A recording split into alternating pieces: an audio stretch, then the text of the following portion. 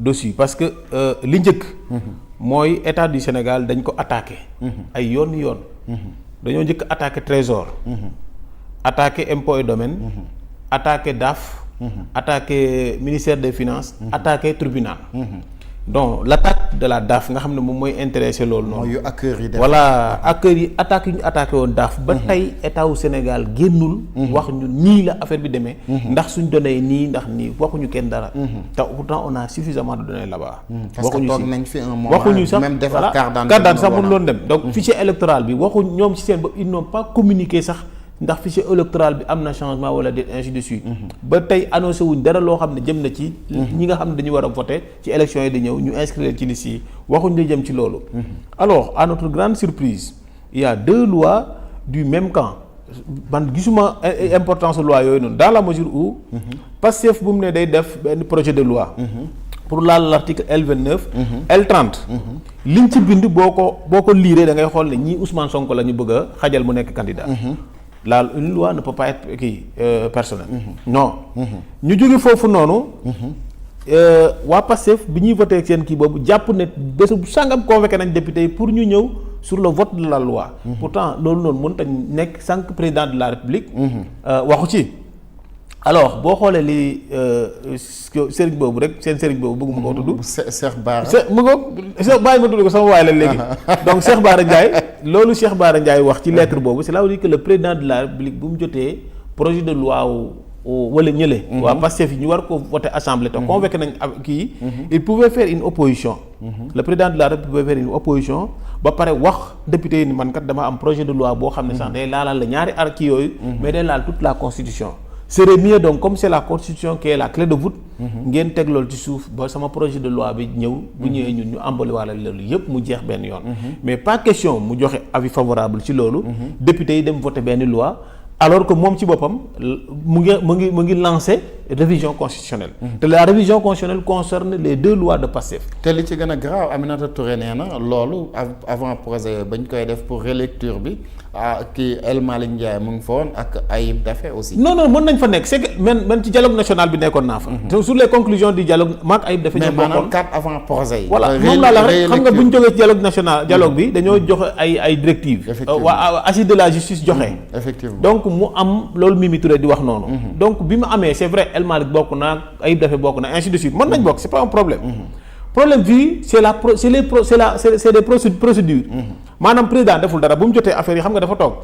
deful waa Pastef mënuñu wax président ne defal appliquer lii. donc ñoom dañuy dox seen agenda. non l'Assemblée nationale sax laay wax du mën a wax Assemblée nationale. mënuñu xaar président andi leen benn révision révision constitutionnelle non ñoom dañuy continuer def seen liggéey moom moo waral ñoom ñu ne dañuy teg article R29 ak L30. càmbar ko. xool ci ay modifications ci mën a def maintenant man li ma d'accordul mooy. président ci boppam yow nga jot information boobu noonu. waroon def opposition ne leen am naa révision constitutionnelle buy ñëw defoo opposition. léegi qu'est-ce que tu fais nga dem dugalaat yeneen 4 ba pare accuser ñeneen nag ne bokkoon ngeen ci bi ñuy régler lii. loolu ça n'a pas de sens que li Mimi Touré wax noonu. ça n'a pas de sens parce que loolu mu wax dafa ne l'expression faut pas défoncer une porte déjà ouverte. loolu noonu expression lu garaaw la. parce que loolu mën na nekk nit ki dafa def benn porox ndoll pour jël temps. maanaam président tey bu bëggee dissoudre assemblée nationale assemblée di yëkkati benn affaire bu ko neexee mu yëkkati révision constitutionnelle. parce que dina la jël le temps boo ñëwee mën naa rejeter sa poste conseil constitutionnel mën na ko rejeter bu indee ba sama yow nga rejeter ko. donc ce qui fait que dina am temps fii ak décembre soit mu dissoudre assemblée bi soit lii di xew nii Pastef dañu nekk di foowee Sénégalais en fait. parce que man je ne vois pas tey bâtiment bii. borom bâtiment bi ne daa bëgg a toj bâtiment bi nga sous-sol bi. am ku ñëw bëgg a peinture. ne man léegi bàyyi ma peinture kii ne non non bâtiment bi yëpp laa bëgg a toj bu ma ko tojee dama koy reprendre lépp après yow nga ñëw peinture. wala ma peinture ko sax garaawul. kooku ne non bàyyi bi ma peinture ba pare léegi ñu nekk fa di xëccoo ñoom ñaar entre la constitution et les articles yi Pastef soulevé si L29 L30 mais ces articles là sont dans la constitution ñu ngi encore ci projet de révision constitutionnelle bi président waxaat encore te révision boobu noonu président jaarale ko référendum dafa ne Pastef ñoo koy assemblée la koy yóbbu mais imaginez aujourd'hui temps bi ñuy perte loo Pastef voté na bu demee conseil constitutionnel. mais est-ce que ñoom député yi amul lu ñuy ragal ci projet de loi bële parce que ñu ngi wax problème mu rétroactivité bi. waaw non c'est que c'est une loi on ne peut pas le voter pour ni yow la.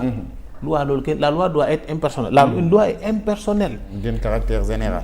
ba pare beneen bi mooy une loi boo xam ne dafay delluwaat ñuy xool ndax c'est des crimes mais fen crime la fen c'est un crime fen mën na tax ñu rey nit ak yeneen yow nga taxaw ne nit détourné na 125 milliards wala nit def na lii def na c'est pas vrai mais loolu taxaw na nit ñi reyante mënoon nañ tëj ñi ki kaso mu feebar dee foofu noonu crime la bu ko xeeb donc loolu ñuy wax ci seen article yoonu xanaa xamoo loolu aussi boo ko bëggee modifier da ngay dem ci code code pénal da ngay dem code pénal parce que loolu c'est des sanctions du code pénal ñoom ñoo répercuté wu ci code électoral bi donc boo bëggee modifier léegi da ngay dem ci kii code pénal boo laalee code pénal gi nga boo demee conseil constitutionnel day naan la loi est contraire à la constitution effectivement loolu la conseil constitutionnel maa cela veut dire que une quatrième fois conseil constitutionnel dina rejeté waat seen loi te bu conseil loolu probabilité 0,001% la. pour loi bi pour mu jógee conseil constitutionnel dem ci président pour mu promulguer.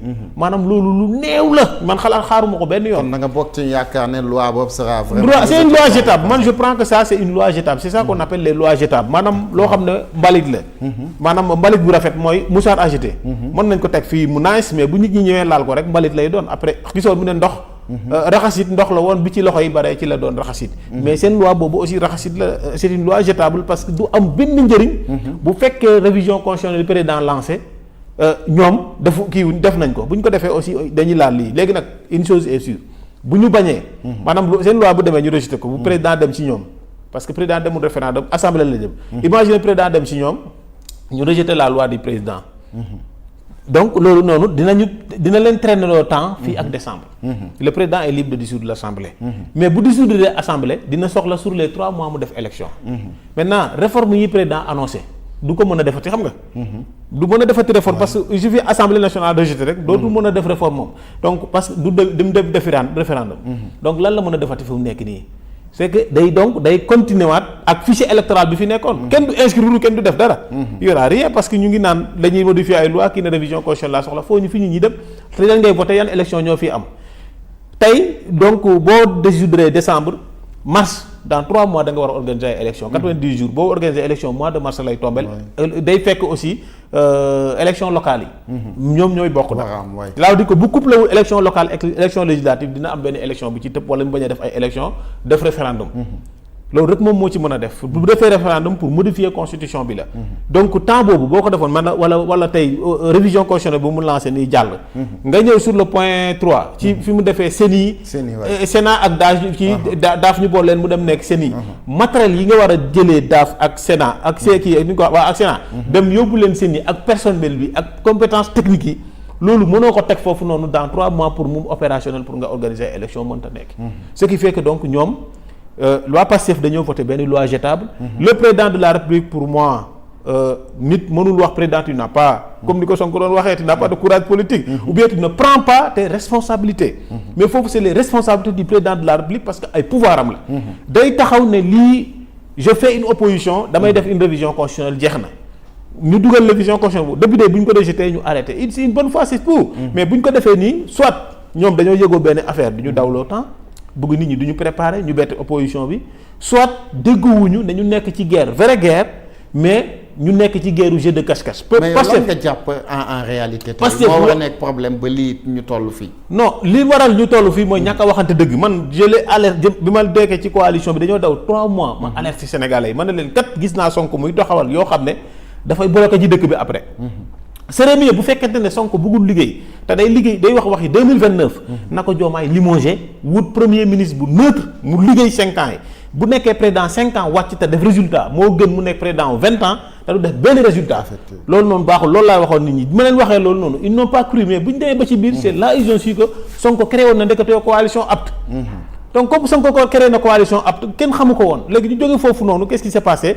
Diomaye aussi bibu dem defaraat encore coalition donc ce qui fait que la guerre là nga xam ne ñu ngi ko doon nëbb depuis lors le 8 novembre après le 8 novembre la leer ñu commencé dox Diomaye c'est un candidat en 2029 Sonko il veut être candidat en 2029 donc le peuple est abandonné entre ces deux candidatures Diomaye Sonko ba kañ fekkee dina Diomaye day dem 2029 na taxaw ne man j'ai droit à un second mandat il a le droit mën na am parce que moom bañ ko laajee question wu man. non c'est pas une question de dafa ne man. xam naa fekkee 2029 loolu c'est une manière de fuir. réponds directement da nga bëgg wala bëggoo da ngaa bëgg ñu wutal la jabar nga ne waaw bëggoo ñu wutal la jabar ñu jeex na. ñu jàpp suñu njàmbur da ngay dem 2029 ne leen damay dem 2029. maa ngi ñaan yàlla fekkee 2029 loolu ngay wax. bu dee jullit donc Sonko ne moom Sonko leeral ne day dem 2029 mu leer léegi ñoom ñaar ñu continuer def seen i liggéey en suñu dëkk bi ñun dañuy soxla dañ leen fal pour 5 ans. pour ñu liggéey ñu pas pour ñuy def ay politique. pas di xëccoo fii nga fii ainsi de suite li ñuy def nii ci assemblée lépp c'est rien du tout. c'est nul et c'est du n'importe quoi. loo xam ne dinañu tardé loo boobu moytul ay 6 mois ñu nekk di ci coow te amul benn njëriñ. mais yow Bougar est-ce que du da nga jàpp ne tey loi bi surtout modification article L29 L30 dañ ko def taille ko sur mesure pour Ousmane Sonko. non dañ ko taille sur mesure sur Ousmane Sonko parce que boo xoolee ci sanctions yi la ñu jubal li ñu modifié yëpp ça tourne autour des sanctions bu ñu la tëjee temps amende la plus 200 000 et plus donc fichier électoral bi da nga ciy jógee doo mën a éligible ainsi de suite ci loolu la ñu liggéey. léegi loolu boo ci liggéeyee automatiquement par rapport ak jugement bi Ousmane Sonko xam am du moins dañuy xam ne donc ñii dañu bëgg juge parce que loolu la war a rétroactivité. sinon bu ñu ko voté woon saa ñu dellu. loolu garaawul. mais dañu def rétroactivité cela veut dire que dañu amoon ne li fi amoon maanaam képp ku ñu ko naan woon sax démb ak barke démb. dañ koy indiwaat ci yii melal ni yow sa ginnaaw kii. leer na donc mën ngaa dem loolu kay c'est Ousmane Sonko c'est tout ñoom ci seen bopp ils sont te nan ngay xamee gën a xamee ne Ousmane Sonko la. c'est sur kii ni ñu ko waxatee fële xam nga Ousmane Sonko bu balaa moo dugal rabat-d'arrêt balaa moo dugal kii balaa moo du dem tey di réviser pour ñu réviser rabat-d'arrêt la jëkk def te balaa moo def rabat-d'arrêt boo seetloo bu baax député Pastef yi dañoo dem ci commission d'enquête parlementaire yi dugal benn projet ci seen règlement intérieur dem ci article 56 alinéa 2 ñu ne les commissions d'enquête parlementaires peuvent convoquer les magistrats s'ils refusent ils peuvent faire l'usage de la force publique. Effectivement. cela veut dire que dañ bëggoon ñoom commission d'enquête parlementaire yooyu noonu. di woo ay juge te juge bi bañ a mën nañ yónnee police dem jàpp juge bi indi. imagine loolu bu jàlloon conseil constitutionnel bàyyi affaire boobu mu jàll. cela veut dire que donc bu Sonko dugalee rabat-d'arrêt juge yi ne non mais bu ñu le rendu là député yi dañ ko naroon récupérer ne woo juge bi ne ko kaay. juge bi ne yónnee police jàpp juge bu juge bi ñëwee ñu ne ko lu tax nga wax lii. da nga waroon wax waaw. wax fii nga wax déedéet wax fa waaw wala boo waxul waaw police da lay jàpp dañ lay tëj wala dañ lay daax mais dañu dem conseil constitutionnel rejeté affaire boobu noonu bi conseil constitutionnel rejeté affaire boobu donc tu étais sûr que ces gens là donc ñu ngi doon tenté dugg émission wu maanaam dans les décisions des magistrats boo xool ci indépendance kii séparation des pouvoirs indépendance de la justice loolu la ñu kiyee ñu écarté leen loolu ça n'a pas réussi ñoo ñu doog a xalaat quelle manière boo xoolee sax balaa loolu le 8 novembre loolu ay pression la woon sur Diomaye pour mu démissionner parce que gars yi dem nañ ba ne Diomaye sax mën naa war a démissionner. pour mu démissionner joxe voilà mu démissionner complètement mu fexee ay pexe jox Sonko nguur gi. mais loolu c'est léegi nga gis ñu essayer ba Guy Marius Sagna génn ne Diomaye c'est un président de transition. dañ ko waxoon mu def 2 ans après mu bàyyi léegi Ousmane Sonko ñëw loolu la ñu waxoon ci la Guy Marius Sagna taxawaat encore ne Diomaye n'est pas un président légal c'est un président légitime Sonko moom moo légal. loolu c'est dangereux pour un pays loolu c'est contraire à l'article 42 de la constitution bii fal président. loolu ñu taxaw ne non président légalul mais quand même c'est autre chose loolu aussi président da ko bàyyi mu jàll waxu ci dara donc li ñëw nii nag je pense que c'est y en a trop de laisser-aller mais waa Pastef aussi lépp luy seen liggéey c'est naka la ñuy def ba Ousmane Sonko doon candidat 2029 loolu kese mooy seen liggéey mais si candidature Ousmane Sonko en 2029 c'est vrai que coow li mu bari yëpp maanaam jàpp nañ ne problème candidature yi la mais est-ce que tey Bougar Ousmane Sonko bi nga xam dañ ko tere woon bokk élection présidentielle en 2024 mais gis nañ ne Ousmane Sonko après amnistie bi dem na voté ji bokk na ci liste électorale yi ba mun a nekk tête de liste même élection législative est-ce que tey éligibilité am boobu dafa waroon poser problème. waaw non loolu xam nga loolu c'est des décisions de justice. décision de justice politique mën na ko da ko mën a apprécier rek. décision de justice moom moo nekk ne code pénal dafa nekk nit bu ñu la amendé temps da ngay perdre say droits civiques. maanaam da ngay perdre droit yooyu noonu mënoo ko def loolu c'est le code pénal maintenant fekkente ne dañ ko may mu dem voter ci des choses comme ça je ne sais pas mu nekkaat ci biir liste waaw mu nekk ci biir liste bi ba Bamba Cissé sax di naan mu ngi ci liste bi loolu c'est des choses yoo xam ne man c'est des décisions de justice ak kii yoo xam ne man je maîtrise pas parce que li ma jaaxal mooy parce que loolu dafay jaaxal ñëpp en fait dugal ci non ce qui est clair et net c'est que bëgguñu woon problème am xam naa ñu bàyyi ko noonu rek mais quant à mu nekk candidat bu demee conseil constitutionnel mën nañ ko ba xanaa xamoo état. mën na ko dugal ci fichier bi mu dem voter. bu ñu demee ba voter ñun xam nañ moom xam bu ñuy compter dañuy génne voix bi sànni ko. du ñu dugal voix bi xam état boo ko comprendre mais moom dina dem def formalité yi jël bulletin dugal. yaa ngi ne nga gis mu jël ne ay bulletin dugal mën nañ ko wax moom ci boppam sax que defal formalité yëpp nga jël sa bulletin boo demee foofu nga génne benn bulletin blanc nga voter duñu comptabiliser sa voix mais loolu mën naa tax jàmm ne mais quand tu as déposé candidature moom balaa ñoo valider sa candidature élection présidentielle moom dañ lay càmbar. même parti politique yi ngay dégg ni dañoo bëri balaa ñoo lay jox parti politique dañuy càmbar sa lépp te bu ñu càmbaree gis ne code pénal da koy tere mu nekk candidat automatiquement dañ koy rejeter. loolu amul sax wax. loolu moom c'est très clair loolu du mën a retirer caution du mën a def ay parrainage du mën a def dara ba fii may wax ak yow loolu moom moo xew. mais selon yow il est éligible ou pas. il est non jusque là il n'est pas éligible sauf tant que la loi sur le kii là la L29 L30 bi passé revue kii bi ñuy def noonu projet de loi boobu bu fekkente ne conseil constitutionnel nee na baax na président promulgué là Ousmane Sonko est éligible comme tous les Sénégalais te pourtant man j'attends pas ay loi des choses comme ça xam nga le président de la République je pense c'est l'article 71 je ne sais plus mais le président de la République détient la grâce et la clémence. Effectivement. Clémence xam nga lan la. mais lu ñu wuti coono boobu la ne Sonko dem ci Diomaye ne ko comme dimbali naa la falu nga léegi dama la bëggoon bàyyi ak sa nguur mais dimbali ma nga may ma clémence. Diomaye c'est le chef suprême de la magistrature président du conseil supérieur de la magistrature. mën na ko def c'est la constitution donne les pouvoirs au président de faire clémence mën nañu defal Sonko clémence maanaam dootuñu ko toppee dara tous mu jeex tàkk mais Sonko il est un Sénégalais comme tout le monde loolu président mën na ko léegi lu tax ñu bëgg a sonal Sénégalais di voter ay loi te tey boo convoqué assemblée da ngay dépenser xaalis dépenser courant dépenser lii xaalis boobu xajoon na ci askan bi après toog du ñu coow andi coow loo xam ça n'a pas de sens le président a le pouvoir de faire la clémence n'a qu'à faire la clémence ñu dem ci leneen. man je vois que discussion bi ñu nekkee nii Sonko Diomaye Sonko ainsi de suite dugg na fi génn na fi. qu'on l'arrête par la clémence du président de la République envers la personne de Sonko mu jeex.